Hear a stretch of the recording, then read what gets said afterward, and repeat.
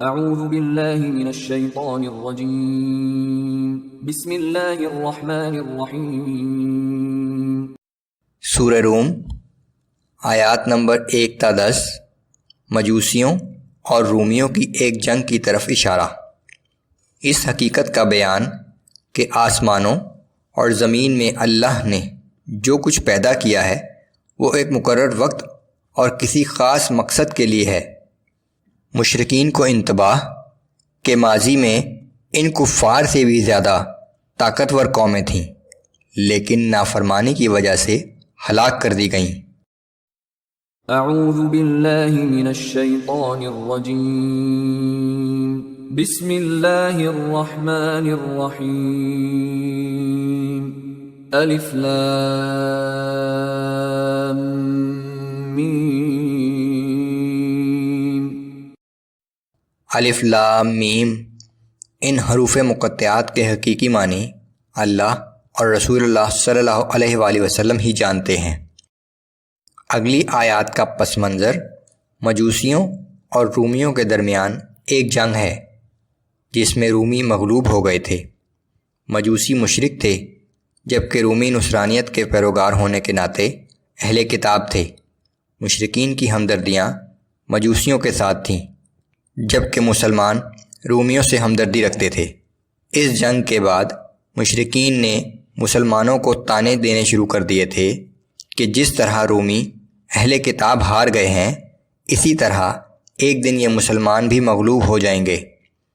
ان آیات میں مستقبل میں رومیوں کی فتح کے بارے میں ایک پیشگوئی کی گئی ہے جو بالآخر پوری ہوئی اور رومی 9 سال کے بعد غالب آ گئے۔ غلبت الروم فی ادنى الارض وهم من بعد غلبهم سيغلبون في بضع سنين۔ اہل روم قریب ہی کی سرزمین میں مغلوب ہو گئے، لیکن وہ مغلوب ہونے کے بعد 10 سال سے بھی کم عرصے میں دوبارہ غالب آ جائیں گے۔ غیب کا علم صرف اللہ ہی کو ہے۔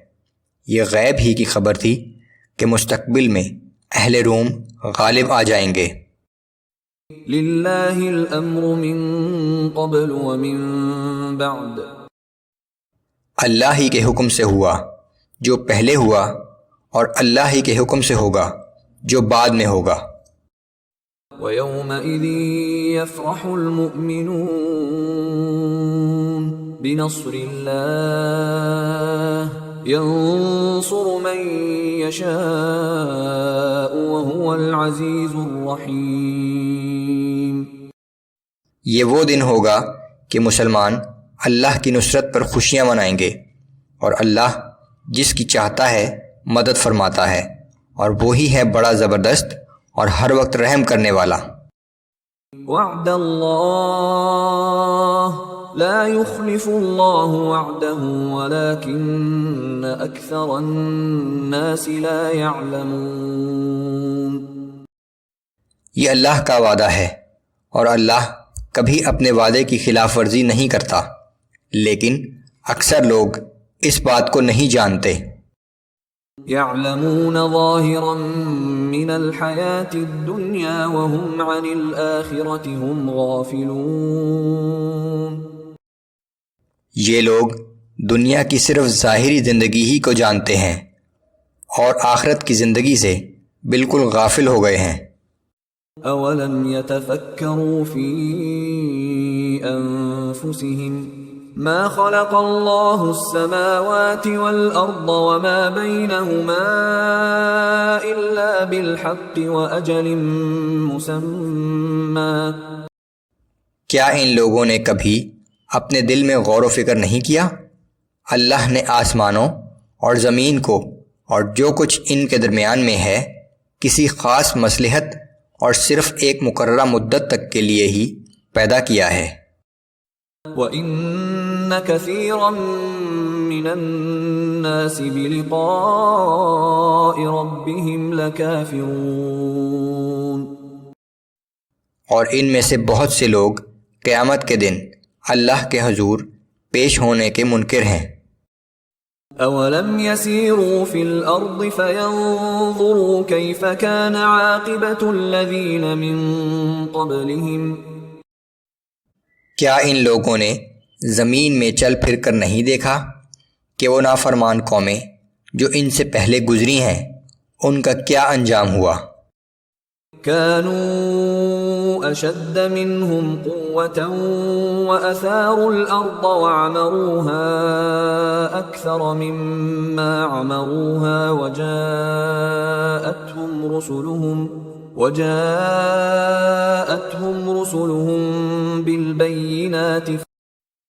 وہ لوگ قوت میں بھی ان سے زیادہ تھے اور ان کے باغات اور کھیتیاں بھی ان سے زیادہ تھیں اور ان کی آبادیاں بھی ان لوگوں سے زیادہ تھیں.